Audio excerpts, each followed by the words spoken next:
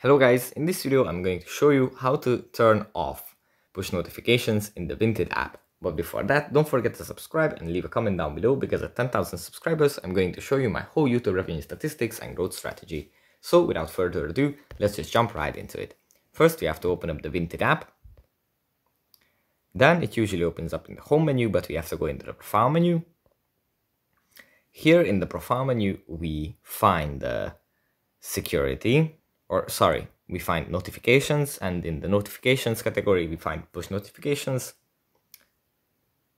Here in push notifications, at the top of the list, there is enable push notifications. If we turn this off, then we won't receive any notifications about different kinds of deals, different kinds of discounts that might be available in the app. And then we can continue browsing peacefully without ever being bothered by these kinds of notifications. So that's pretty much it for this video. Hope it was helpful for you guys, and see you in the next one. Bye.